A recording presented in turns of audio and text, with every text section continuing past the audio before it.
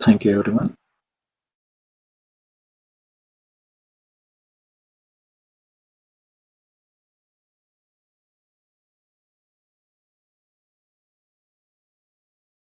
Yeah, thank you all.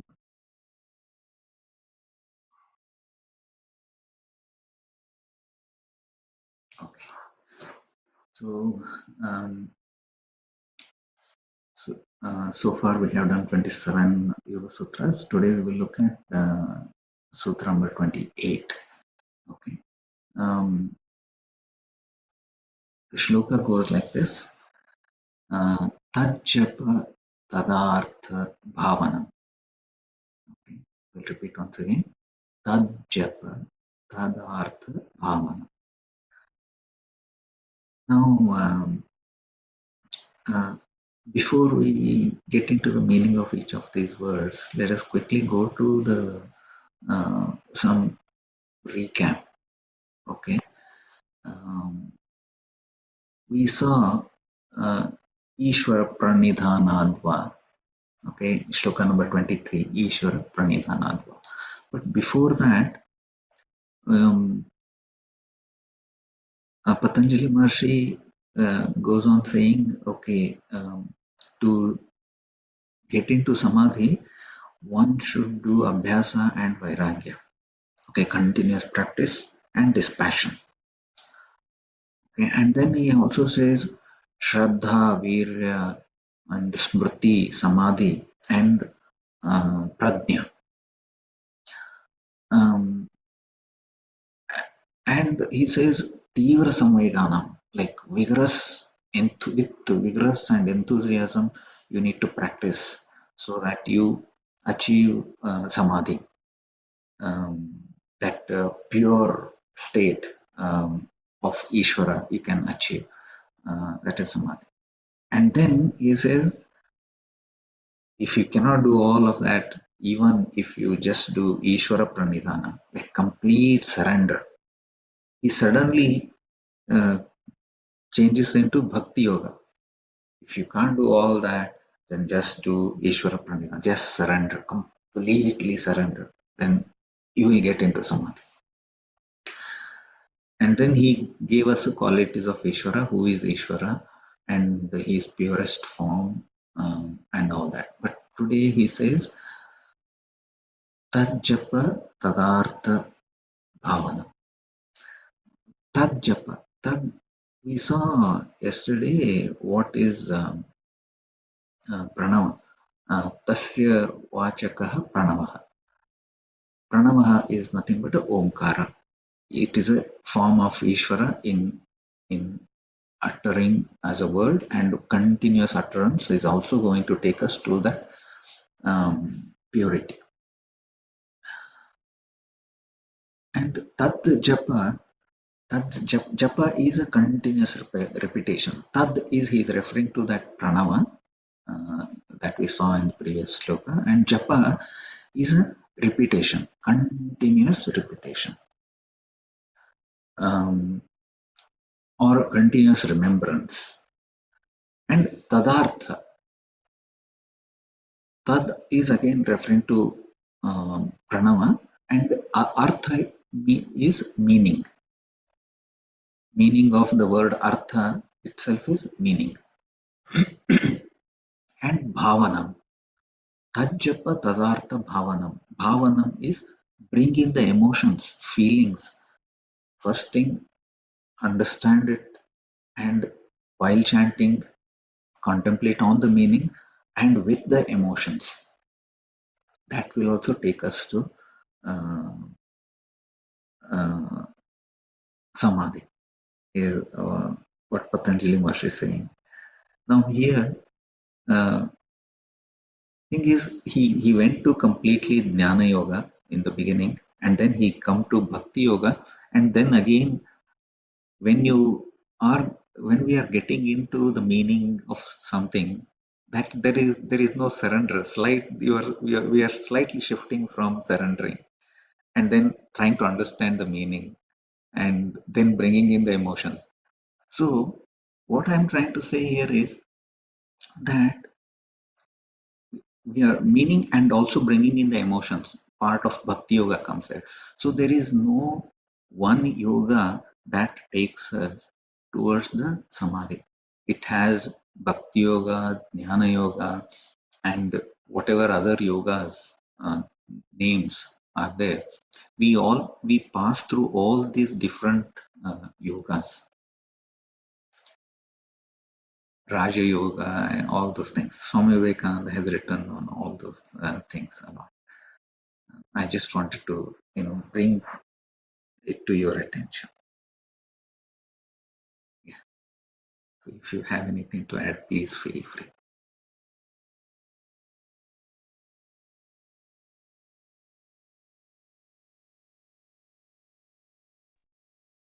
Yeah, much. Ultimately, whatever yoga you're saying is yoga is union with the Ishvara. Union of what? Yeah. Union of my chitta with Ishvara. If I can steady my chitta and then become in union with him is the yoga. Therefore, as you said, and as I understand it, yes, we pass through different phases of the yogas. When we have doubt, we need to understand what it is, clarify it, we get the knowledge. And like we were saying yesterday, we don't want to be like the ladle in the soup. We need to enjoy it, and therefore become the bhakti yoga. And to able to get into that fix, we need some dhyana yoga. And going back to all these things, they say that in the Kali Yuga, actually, we are very fortunate that we can reach God very quickly compared to Dwapara, Treta, and those yugas, because those were the days when people had more physical strength, mental strength, and longer longevity, and all the ambience around them was more congenial for them to do all these kind of practices, which we don't have now. We don't have longevity, we don't have the steadiness of the mind to fix the chitta, or we have the ambience around us to focus on that. Therefore, we're actually in a helpless state. Those are the days when they had the full, all the ideal conditions. They had to put in more efforts to reach God. They had to do more yoga, more and more of austere practices to do it. So God has been very kind to us in this yoga, that I understand you're helpless. So we are ineligible. So our ineligibility itself is eligibility. And therefore, to reach God in this yoga is much quicker. And therefore, all we have to do is surrender. Accept me as I am. This is what I am. Please accept me as I am. He knows that we are living in this current world. And therefore, we got all these techniques to do it. It's my understanding. And as we touched upon yesterday, there are several things to discuss about Pranavam, Pranavanad, Omkaram. I'm not going to give a lecture on it, but there's so many aspects of it that can be discussed, and which I have experienced to some extent, which I have understood to some extent, may not be experienced it. But I can't share that in 3 minutes. But there are different aspects to it. And this brings me to another example. There was one guru, and he had one sishya. And he went to the guru and said, give me one mantra. I want. Then the guru said, okay, now say Om Namah Shivaya. The Shishya tells him, I'm going to tell only once, and I'm not going to tell again.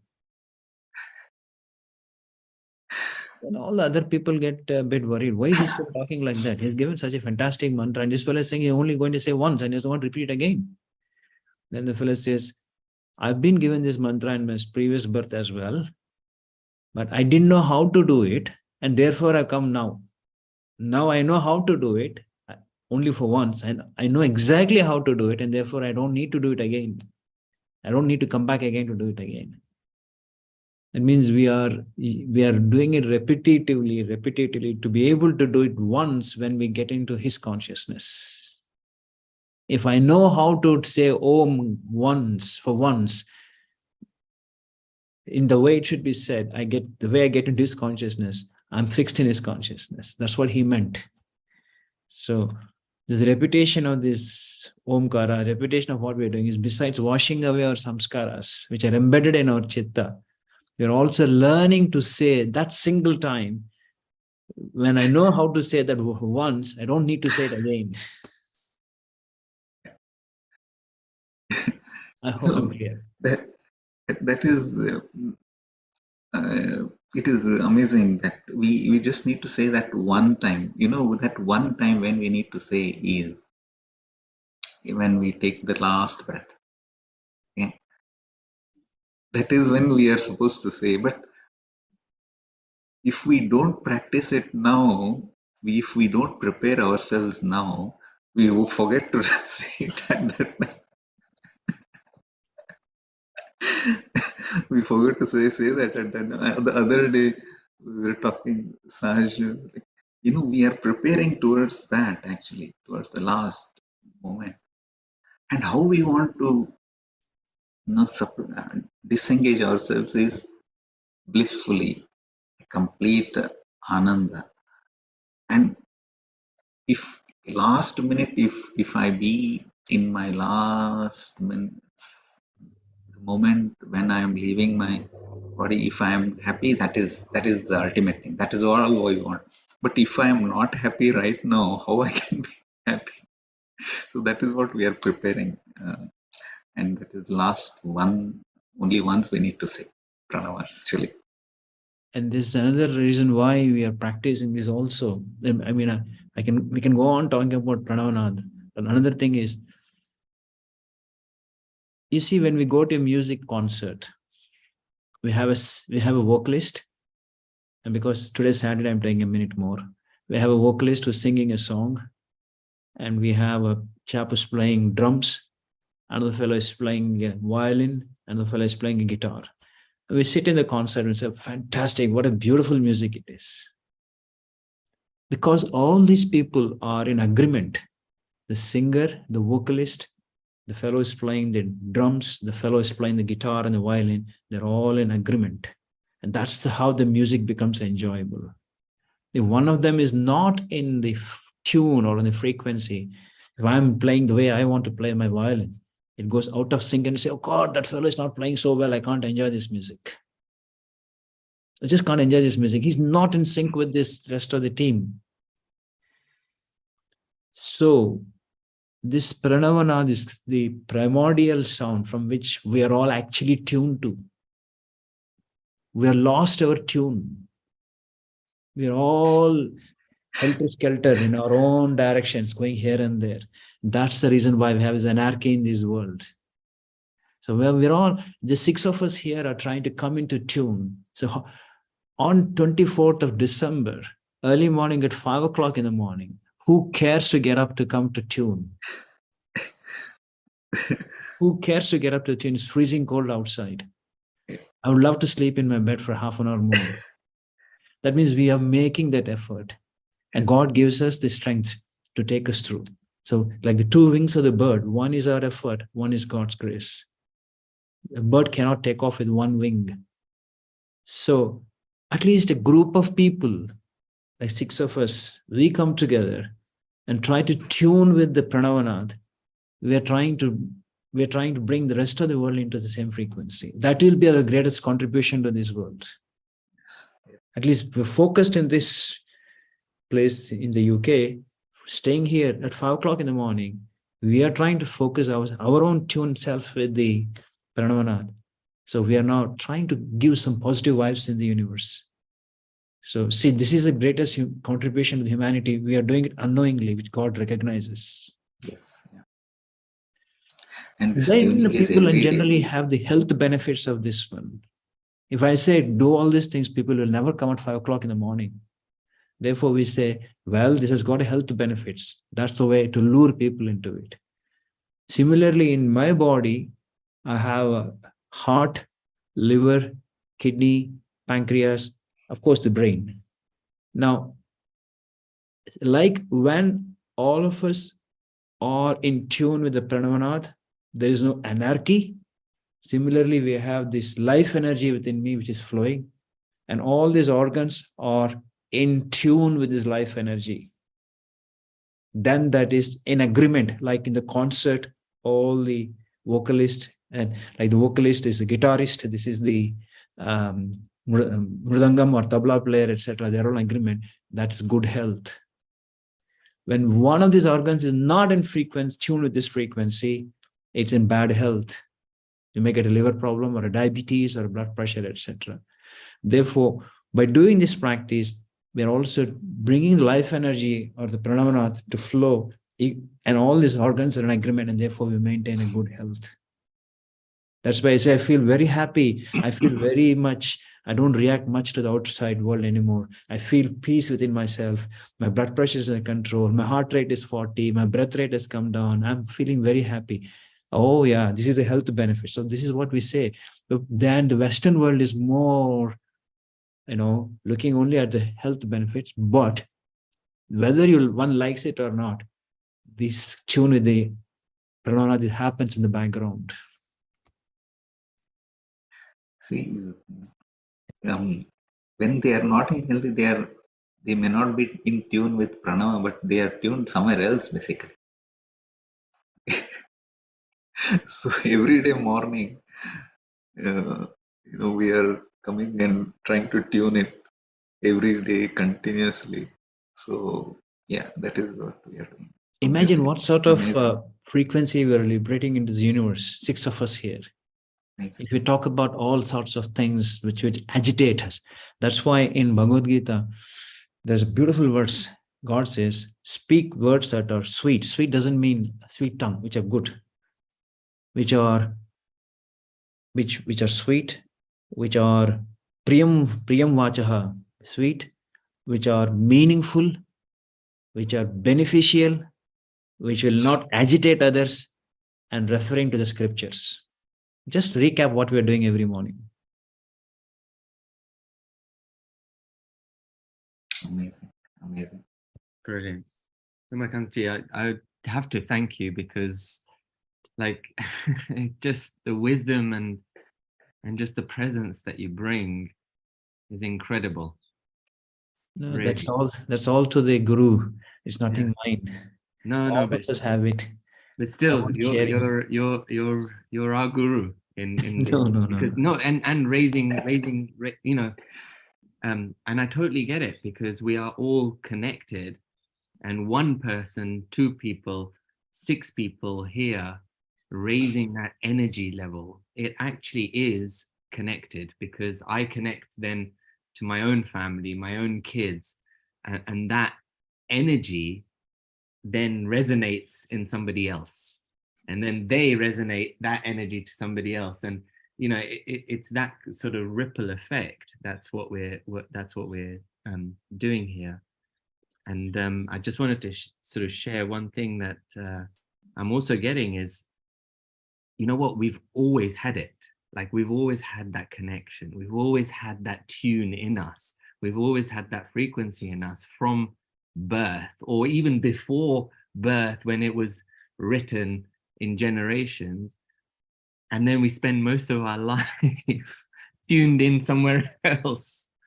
And it's like a radio, the radio broadcast, you're just like, and you're trying to tune in into that one frequency. And we spend most of our life trying to tune it in, and we get it probably at the time of death. There's the manual. There's the human consciousness manual. And you write your final chapter, and you don't get to give it to anyone. But here we're discovering how we can give it while we're writing it. So thank you. These are the yogis also used to do it, Saji, when you say that, they say that, we're not that kind of yogis. They just sit down. Yeah. And by sitting in silence, in that tune with the pranavanath, as you just said it, I'm contributing to the world, to the universal peace, and also people whom I love. The vibrations go there. Sitting here, you can pray for the people somewhere else. That's the power of this one. And there are other 4 or 5 aspects of pranavanath, which I know it's already 6:51. It can become too concentrated, but we can touch upon that later on. Uma, Aum. Each Uma is again different significance.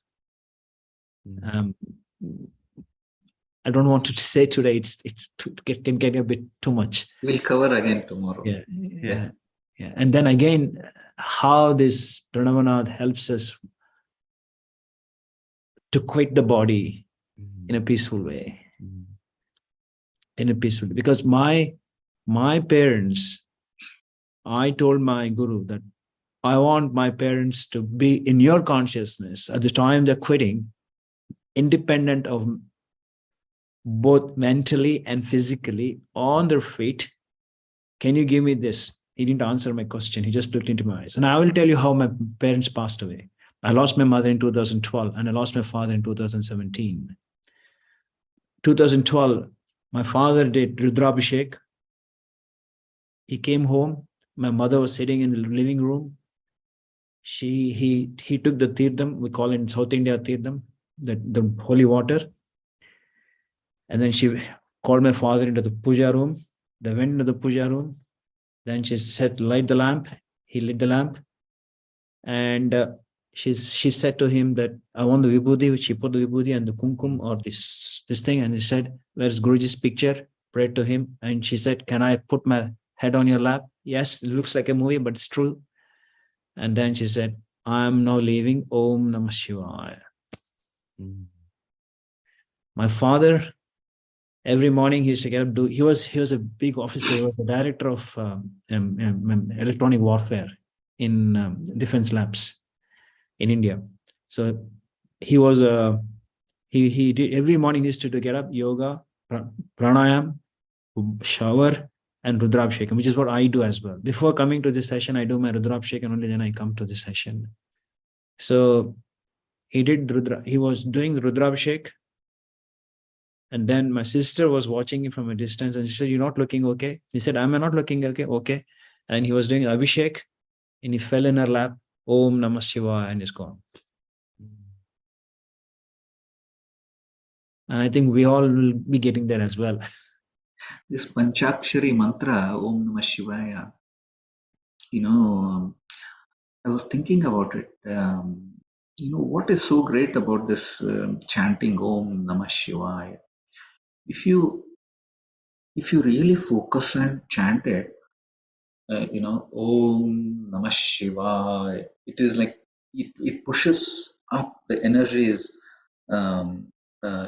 from bottom till the tip of the head. Shivaya, it is like it ends over there. It can't be explained, but you need to feel and experience it actually. First thing is Om itself is bringing us that we can clearly observe and see the vibrations. And then last thing, Shivaya Namaha. As soon as you say Ha, it releases from here. It is amazing. And saying that in the last breath is... That's why in Gita, Krishna says, you will achieve for sure. I'm not able to get the verse because of the time. What you think about at the time of quitting. The time of quitting. That's what our next birth is going to be. Yes, yeah. I mean, the thing is, some of the people, they say, I'm doing this mantra for some time, it's not working me. Can I have another mantra? They do that for another time. Oh, it's not working. Can I do something else? The answer to that is stick to one. Don't do shopping. If you know how to do it, you will achieve. No shopping.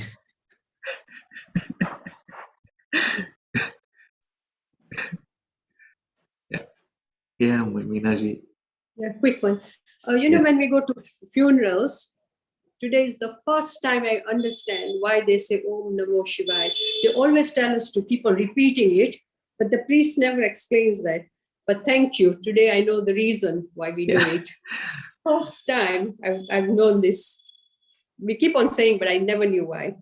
See, unfortunately, Meenaji, all those all these things are designed in very, very scientific way. Yeah. But it is the science is lost, and only the scriptures are left.